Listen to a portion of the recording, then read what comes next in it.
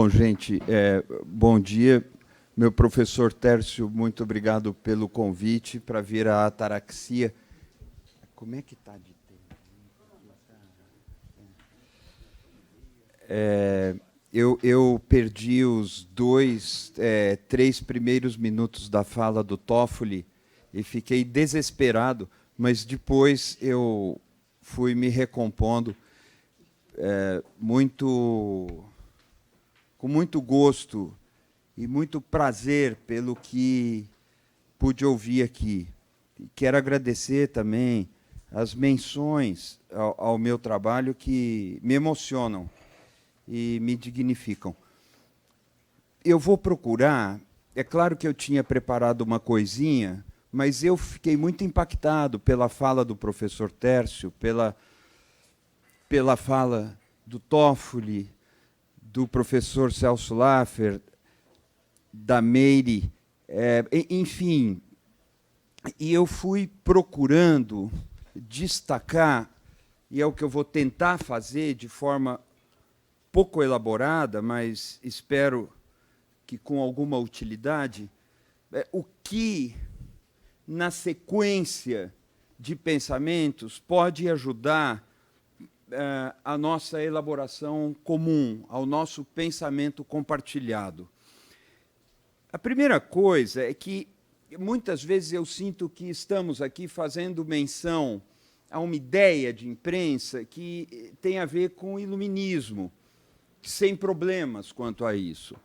Mas é o paradigma do jornal, do jornalzinho, do panfleto, da publicação, que busca ingressar com alguma ideia numa esfera pública para ali conquistar simpatias, convencer pessoas, criar maiorias, disputar legitimidade. Mas vejam bem, nós estamos lidando hoje com algo radical, monstruosamente diferente disso. Eu me lembro, há uns 2 anos, em 2017, de uma capa do Economist que falou que o novo petróleo, o petróleo do século XXI, são os dados. Nós estamos numa economia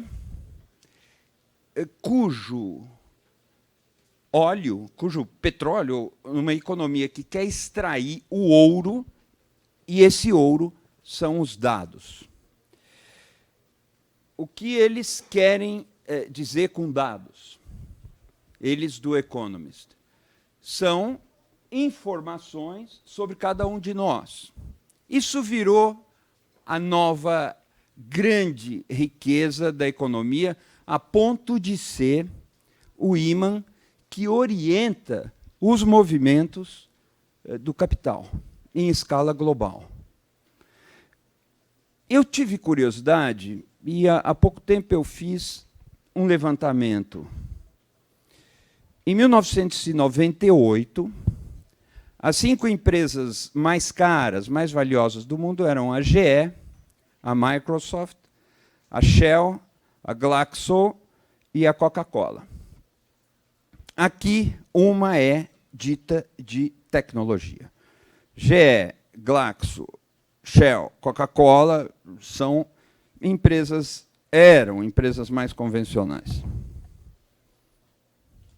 Em 2018, portanto, 20 anos depois, as empresas mais caras do mundo são todas diretamente ligadas à operação do imaginário industrial. As 2 primeiras são Apple e Amazon. E, em 2018, já tinham triscado a casa do $1 trilhão.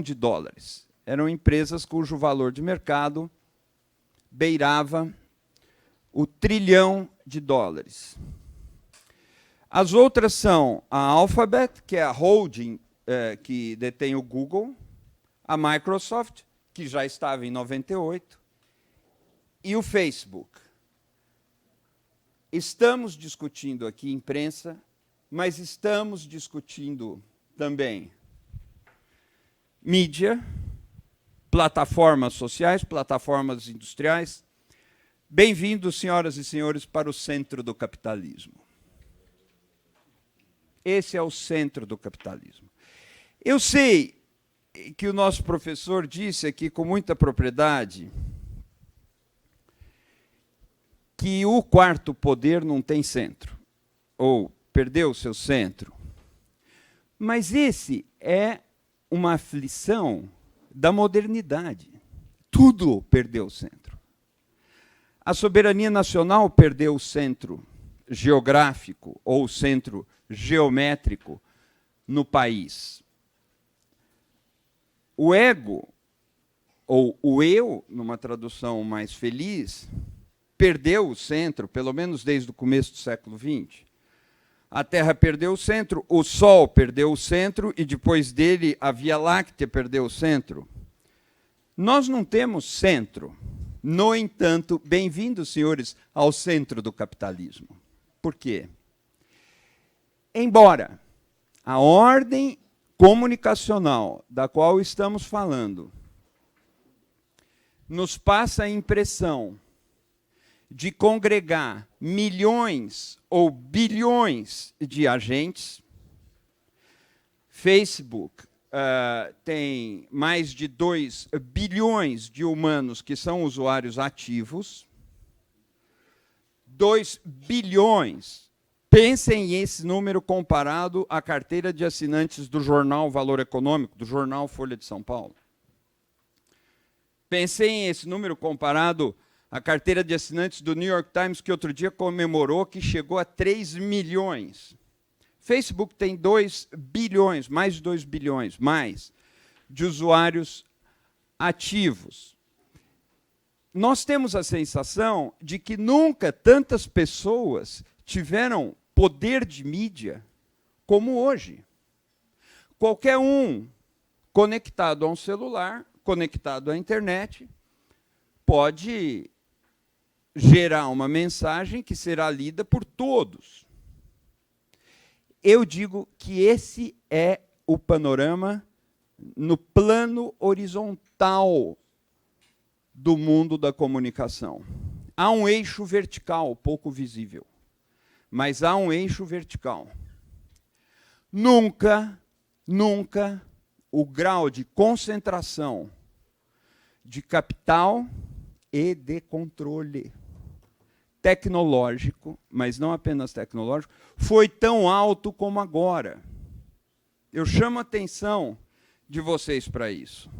Quando tínhamos o mundo mediado pelos jornais impressos, nós tínhamos muito mais players, como se gosta de dizer, do que quando passamos a ter as cadeias de televisão. Quando surgiram as tecnologias de comunicação de massa, a diversidade dos concorrentes que competiam em condições de igualdade diminuiu, a quantidade de agentes diminuiu, embora o público tenha aumentado. E quando passamos para a internet e para as redes sociais, deu-se algo espantoso, porque, aparentemente, o plano horizontal é de uma diversidade espantosa, porque nós podemos, em poucos minutos, checar, contestar, denunciar o erro de um grande jornal. Antes, os mecanismos de correção eram mais lentos, por mais lentos que eles pareçam hoje.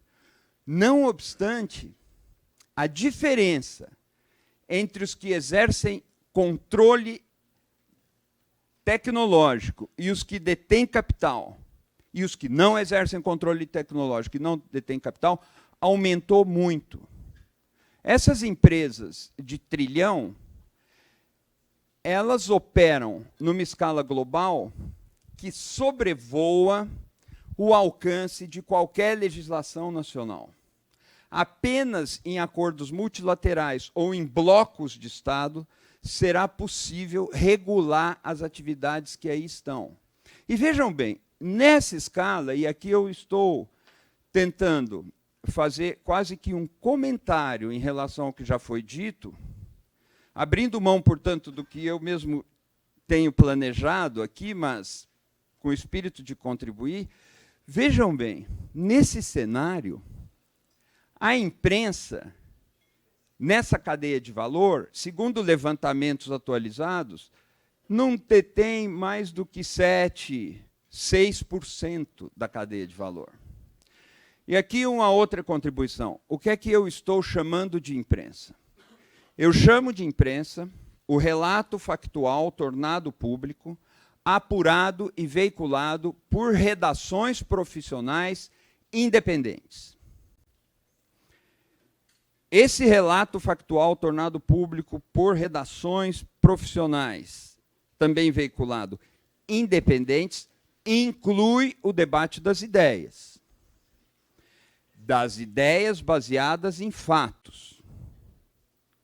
Fatos problematizados. É fato, não é fato? Vamos discutir o fato. Esse é o negócio do que eu estou chamando precariamente de imprensa. Os outros 95% disso aí não tem nada a ver com imprensa. É uma indústria de extração de olhar e capitalização do olhar, através do que se obtém os dados que são comercializados.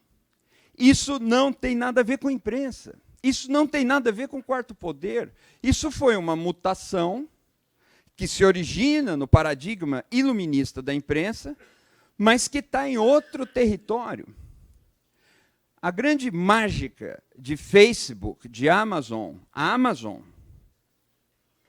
de Google, foi, atenção, transformar o usuário imaginário em mercadoria, mão de obra e matéria-prima. Esses grandes conglomerados que atravessam as fronteiras, sobrevoam as fronteiras nacionais, esses grandes conglomerados que ninguém consegue enfrentar, a União Europeia está tentando, muito timidamente, fazer com que eles paguem alguma coisa para redações profissionais. Esses grandes conglomerados não estão no negócio da informação. Eles estão no negócio de atrair olhar, manter o olhar trabalhando, porque o olhar é trabalho na indústria do imaginário, remunerar esse olhar praticamente na base de um escambo e negociar os dados dos que se sentem usuários. Ora, portanto, quando vamos falar sobre imprensa, nós teríamos que fazer um recorte aí. A imprensa está indo de roldão muito mais do que o poder. A função de verificar os fatos, apurá-los, debatê-los, veiculá-los, contestar o poder, errar na contestação do poder, acertar na contestação do poder. A função de fiscalizar, cobrar, está indo de roldão muito mais do que as chamadas instituições estabelecidas, elas consideradas como funções de Estado. Mas muito mais. Então, nesse contexto, o que significa para nós a imprensa e onde está o lugar da democracia? Eu vou fazer uma volta no parafuso. A pergunta não é se o quarto poder está acabando. Com o imenso respeito que eu tenho pelo professor Tércio, e a quem eu cumprimento quase que na fila do gargarejo, pela iniciativa desse tema. Mas a pergunta séria, além dessa, a pergunta trágica, além dessa, mas que é posta a partir dessa, A democracia resistirá? O que está acontecendo? Na China, já existe uma internet própria, controlada pelo Estado.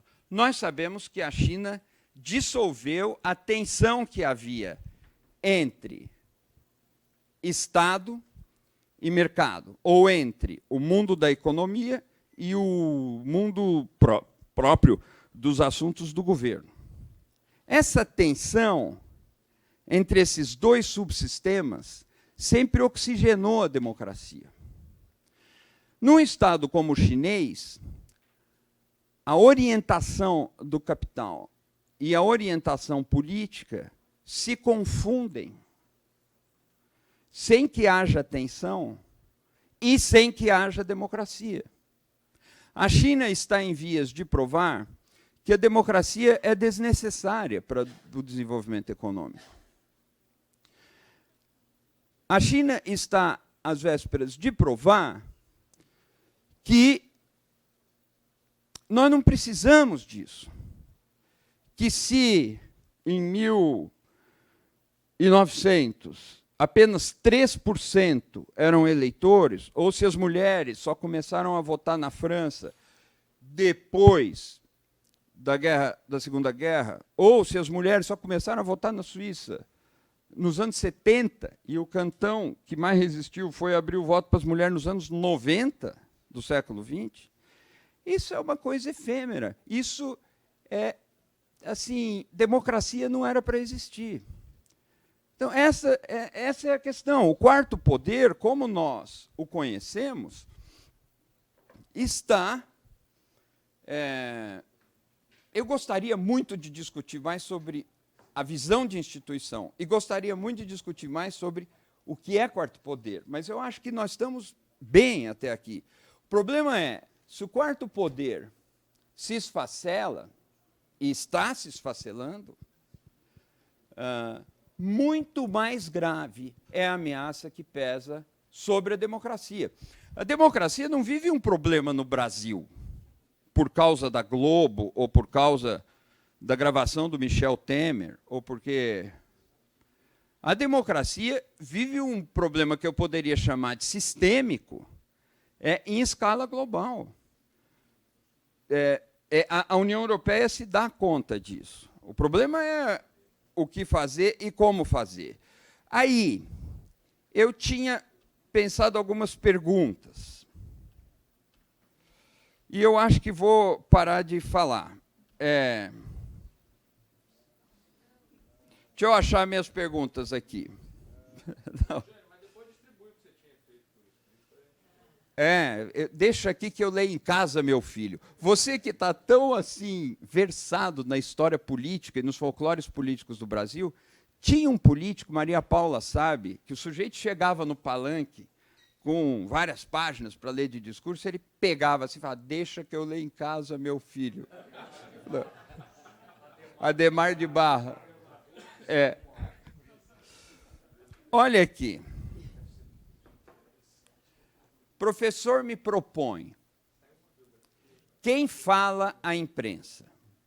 Da elite para a elite, ou do povo para o povo, ou do jornalista profissional em extinção?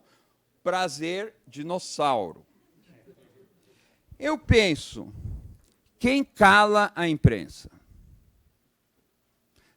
A pergunta, quem fala à imprensa, eu a substituo por quem cala a imprensa. As falas do poder, eu as tomo como sintoma, porque esse poder tem a sua base na ordem democrática. E se a democracia começa a trepidar nos seus alicerces, esse poder vê o seu futuro bastante ameaçado. E imagina, essa é a saída neurótica, imagina que controlando o que não tem controle, poderá equacionar a sua passagem para o futuro. E não poderá. Ainda em diálogo, outra vez com o professor Celso, o professor Tércio, ele diz, nós estamos no mundo da transubjetividade, de pleno acordo, brilhante uma vez mais. No entanto, a transubjetividade é o habitat da linguagem. A linguagem é transubjetiva. E quando pensamos, aliás, que a linguagem é fato social e que a linguagem, a língua é instituição, e ela é, nós podemos trafegar um pouquinho mais nessa trilha.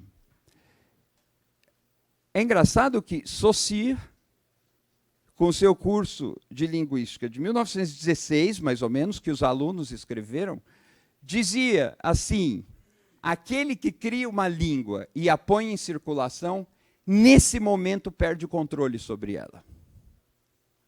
Não é o mundo das fake news que está fora de controle.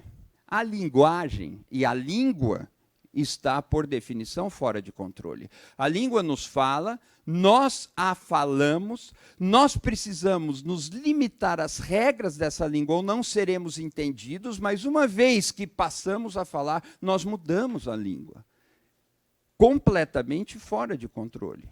Isso é estrutural da comunicação. O problema, portanto, da transubjetividade nos é anterior.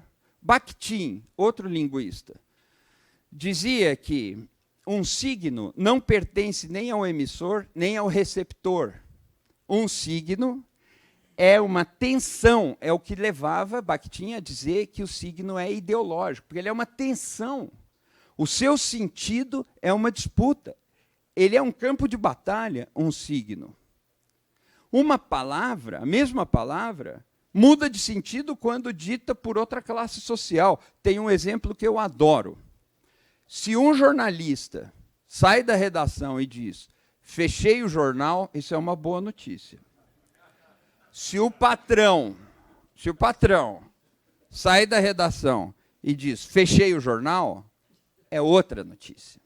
O verbo fechar é o mesmo, mas o sentido é antagônico. As palavras não pertencem a quem as enuncia e não pertencem a quem as recebe. O que as redes sociais fizeram? O que essa ordem da extração do olhar, da economia dos dados, aprontou? Levou isso a uma escala que nós não imaginávamos. O que nós conhecíamos como um detalhe insignificante se tornou a regra. Eu vou dar um outro exemplo e liquido. Olha só. Quando os jornais apareceram, aqueles textinhos, como que o Machado de Assis escrevia nos jornais, era um adereço. Os jornais não se ocupavam daquilo. As obras de ficção dentro do jornal eram um passatempo. Assim como horóscopo. Eu vou chorar muito quando o horóscopo desaparecer dos nossos jornais. Todos os nossos jornais que dizem respeitar os fatos, publicam o horóscopo, e isso é maravilhoso. É maravilhoso. É muito bom, mas me persegue, eu já demonstrei isso. Já demonstrei. Ele me persegue. Aquilo é eu não acredito em complô, mas o do Oscar Quiroga é real. Contra mim, pessoalmente. Contra mim. Mas olha só, esse detalhe nos jornais acaba virando o carro-chefe da indústria do entretenimento quando os meios de comunicação de massa aparecem. Os meios de comunicação de massa transformam o que era passatempo, o que era entretenimento, no seu principal motor, e o jornalismo fica num departamento isolado. Ali isso já aconteceu, isso é anos 50, anos 60. O jornalismo, que deu origem ao entretenimento, porque já o abrigava em germe, virou um figurante nessa indústria. E agora, com as indústrias das mídias digitais e tudo, isso passou para uma outra potência. Portanto, a imprensa, o quarto poder do qual estamos falando aqui, é o detalhe do detalhe. A grande questão é a democracia. Eu tinha pensado, mas não vou fazer isso, em falar sobre o penso logo existo, do Descartes, e contar para vocês a história. Vocês sabem que a cabeça do Descartes sumiu? Ele falava, eu penso, logo existo.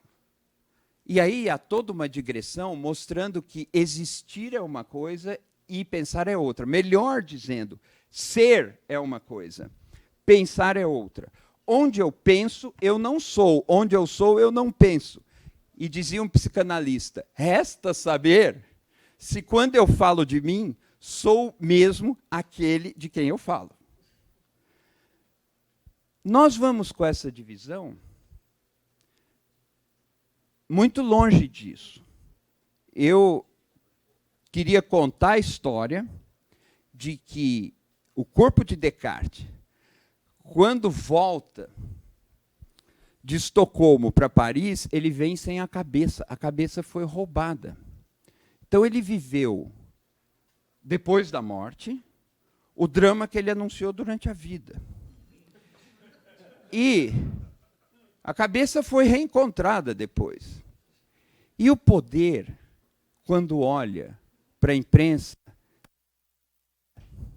dizendo, eu sou mesmo aquele de quem a imprensa está falando, chega à conclusão de que não, imaginariamente não. Ele não suporta.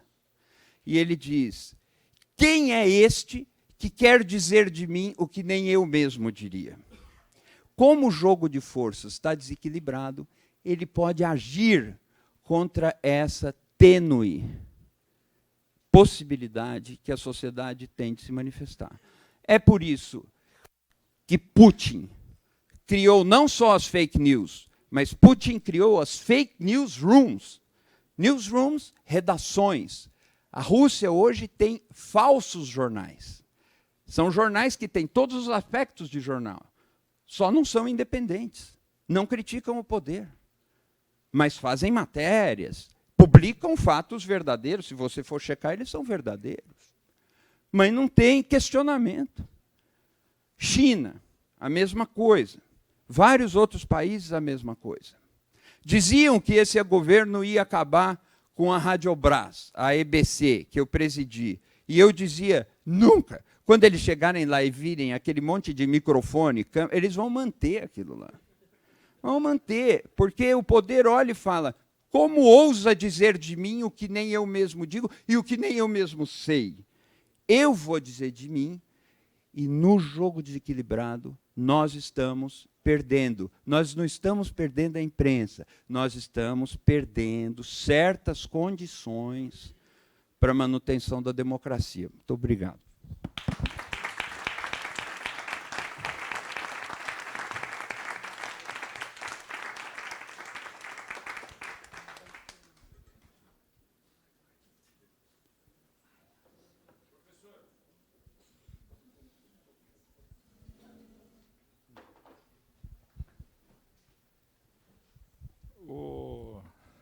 Eugênio, fantástico, muito bom. Quem leu Harari, que até está passando pelo Brasil agora, como um bom judeu, ele é sempre apocalíptico. Então, você lê ele, você fica achando... E você falou democracia, a gente se preocupa. Me lembro, tive com o presidente Fernando Henrique, encontrei com ele na Argentina em agosto, e perguntei para ele, presidente, com a sua experiência, etc., eu estou ali, vou completar 1 ano na presidência do Supremo daqui a pouco, o que o senhor está achando? O senhor está indo muito bem, só nos resta defender a democracia. Se a democracia sobreviver, eu estarei feliz. Palavras de Fernando Henrique Cardoso. Nós temos que ter uma postura de resistência, e se essa resistência prevalecer, se dê por satisfeito, Toffoli. Você cumpriu o seu papel. Mas, ao falar da China, e depois o Putin, eu queria procurar dar um link com tudo que está acontecendo no mundo. E o Penteado acabou de falar, vem aqui. Conta o que você...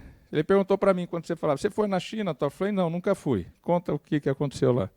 Eu, em maio, fui à China levado pelo governo chinês, que não faz nada de graça, mas a Santa Casa de Macau está completando 450 anos. Eu sou o provedor da Santa Casa de São Paulo, e que funciona lindamente bem, é uma coisa curiosa no mundo. E não é portuguesa, o mais divertido é que de 1240 em Florença. E existe até hoje, todo o sistema de ambulância italiano é feito pelas Santas Casas e funciona. Mas o curioso da China é outra coisa. Você chega em Macau, você descobre que Macau é China, mas não é China, Hong Kong é China, mas não é China, Macau e Hong Kong são China, mas Macau não é Hong Kong não é Macau e nenhum é China, e aí você entra na China. A China é uma coisa absolutamente surpreendente. E tem um monte de prédio que vende todas as bolsas, menos a Chanel. Eu acho que eles não conseguiram fazer um acordo com a Chanel, porque com as outras todas ele tem Prada, Montblanc, o que você quiser. Tem e é legítima, você dá para o cara da loja. Eu fiz a experiência com uma carteira Montblanc em São Paulo. Disse, mas o senhor tem uma Montblanc linda, obrigado, é chinesa, pus no bolso. Mas quando eu fui pagar essa Montblanc, que vem a coisa, eu dei um cartão de crédito. O chinês ficou olhando para mim absolutamente horrorizado. Ele disse, mas o senhor usa cartão de crédito? Eu disse, eu uso cartão de crédito. Aí ele foi lá dentro, pegou a maquininha de cartão de crédito, passou o cartão de crédito. Vocês usam o quê? Ele disse, nada, nós temos um negócio que é o WeChat. O WeChat é o WhatsApp chinês. O senhor passa um WeChat para mim e está pago. Quer dizer, não há mais intermediação bancária na China. Assim que eu voltei, eu tive um almoço a pedido do Pereira Calças, presidente do Tribunal de Justiça de São Paulo, com o Otávio, presidente do Bradesco. E estava contando isso. Ele olhou e disse, este é o nosso pânico. Ele tinha acabado de chegar da China, onde ele tinha ido estudar a desintermediação bancária.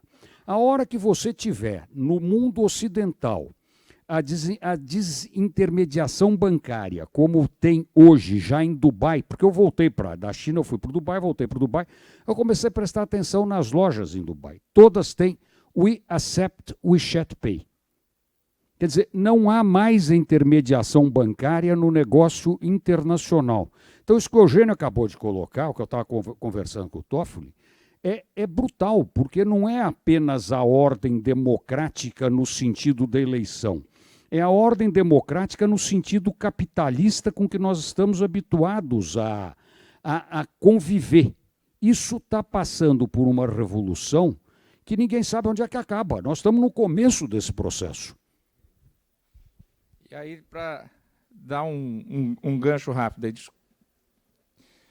China, Putin, tudo isso é o que explica Trump, é o que explica o Brexit, tudo isso é o que explica o que acontece hoje na política brasileira. Por quê? A China quer fazer ela quer fazer 10 aeroportos. Vai lá e faz.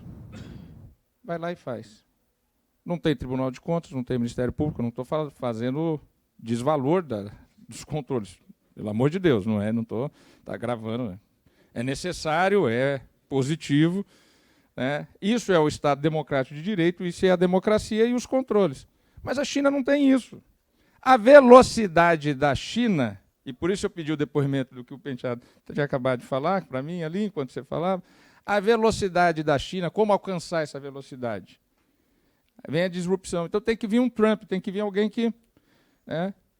Por outro lado, o que você tem? O Império Russo, que é a maior fronteira com a maior diversidade no mundo, para se manter unido e não invadir, ele tem que dominar de outra maneira. E o Putin teve a genialidade que você mencionou de fazer uma política de Estado para a proteção dessas fronteiras através do fenômeno, para não criar um problema diplomático, está gravando, está sendo transmitido, através das novas plataformas digitais. A guerra mudou de local. A guerra hoje, ela está nesse ambiente. Então, A democracia, o capitalismo e a democracia andaram de mãos dadas.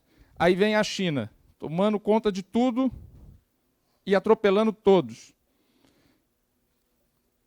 Putin, eu tenho que me proteger.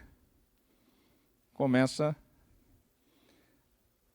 um movimento. E ele, hoje, diria, para mim, é o maior gênio da política e o maior líder no mundo de hoje. Os outros são produtos da disputa Rússia-China.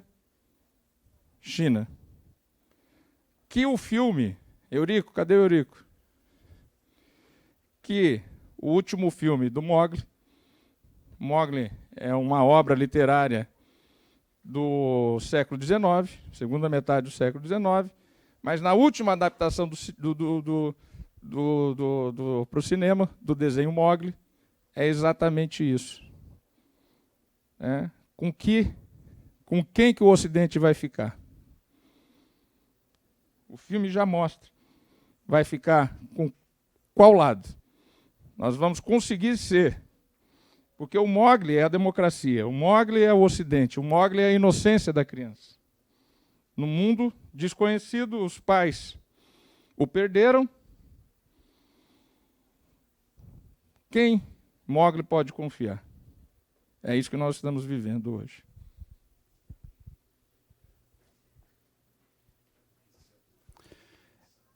Eu estou impressionado com o que o Antônio Penteado Mendonça falou e o Toffoli. Eu acho que todos nós estamos. Eu só diria que nesse tempo, pensando em concluir, nesse tempo, essa pequena franja desse vasto mundo comunicacional altamente industrializado, ele não é pós-indústria, ele é superindústria. A pequena franja para a qual nós damos o nome de imprensa, ela precisa hoje de proteção.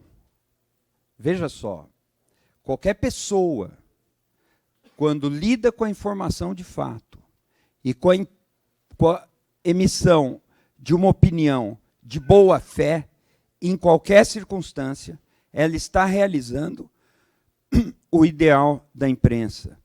O ideal da imprensa como sendo aquele de onde brotaram os Estados. Os Estados Unidos, como forma de Estado, nascem de um debate público travado nos jornais através dos Federalist Papers. O burburinho da imprensa, eu gostaria de dizer a balbúrdia da imprensa, cria a forma de Estado. Hoje, esse burburinho, essa balbúrdia social da sociedade civil, democrática, acontece em outras plataformas. Isso precisa ser protegido e não controlado pelo poder. Protegido e não controlado pelo poder. A tentação da censura, que nunca foi tão forte no nosso país, ela precisa ser combatida, ela precisa ser contida.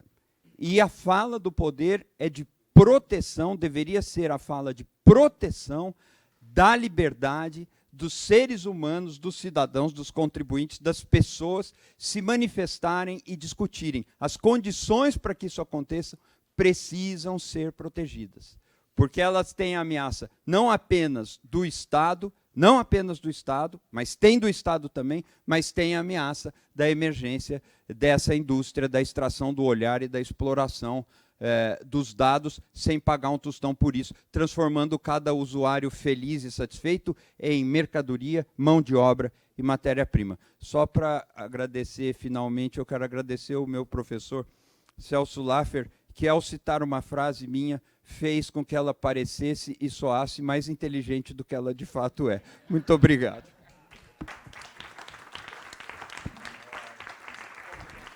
Pode, claro, continuamos. Eu estava louco para te ouvir, Eugênio. E você levantou um problema sério, porque todo mundo aqui só fala em democracia.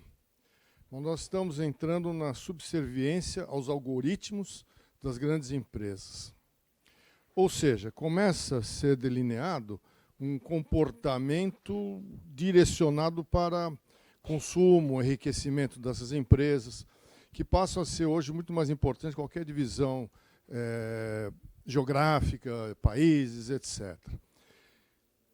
A imprensa, ou os pensantes da imprensa, tem como, de alguma forma, interferir nisso, porque não é uma coisa que você denuncia, até porque você não sabe, você só sabe depois que aconteceu. Então, qual que é a angústia? Que todos vão estar sendo levados para caminhos que não são, talvez, os melhores para a humanidade. São muito bons para aquelas 4, 5, 6, 8, 10 empresas, mas não para a humanidade, às custas de algoritmos que têm um objetivo maior, que é fazer com que o consumo, vamos dizer assim, aumenta. E a democracia, porque a chance do indivíduo decidir acaba ficando martirizada. Gostaria de ouvir sua opinião. Bom, é uma opinião difícil que você pede. Eu não tenho essa avaliação. Eu posso contar algumas coisas. E muito obrigado pela pergunta. Na USP, no Instituto de Estudos Avançados, nós estamos criando agora, nós não, eu fui convidado para trabalhar nisso, mas várias pessoas lideraram esse processo de estudar inteligências artificiais na nossa democracia e na nossa sociedade. O mundo é o seguinte, a inteligência artificial escreve reportagens. E já escreve reportagens com estilo. É uma raridade, a gente brinca, encontrar um jornalista com texto próprio. É muito difícil. É difícil encontrar alguém que, além de falar inglês, francês, saiba falar o português.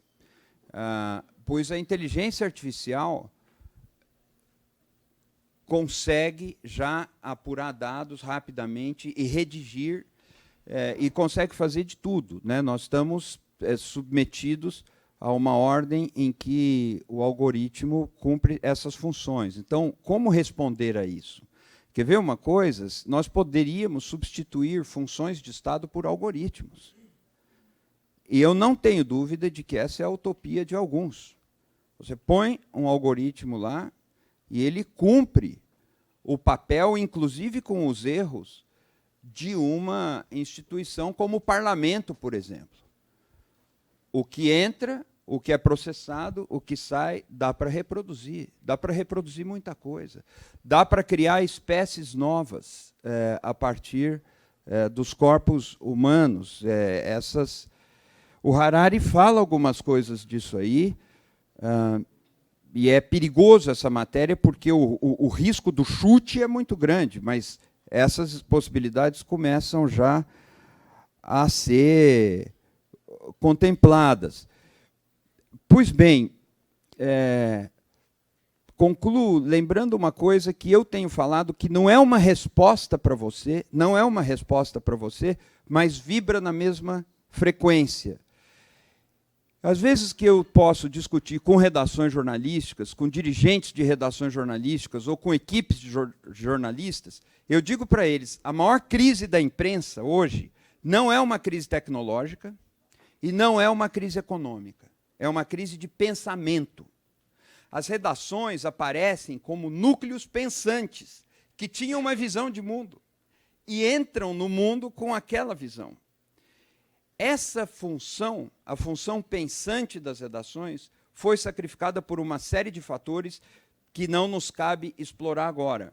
Mas só o pensamento coletivo dentro dessas equipes pode encarar e imaginar saídas para esse desafio que você pensou. Porque se um algoritmo pode substituir o Congresso Nacional, um algoritmo pode muito bem substituir os jornais diários e tudo mais. Hã? A decisão judicial, um algoritmo pode substituir decisão.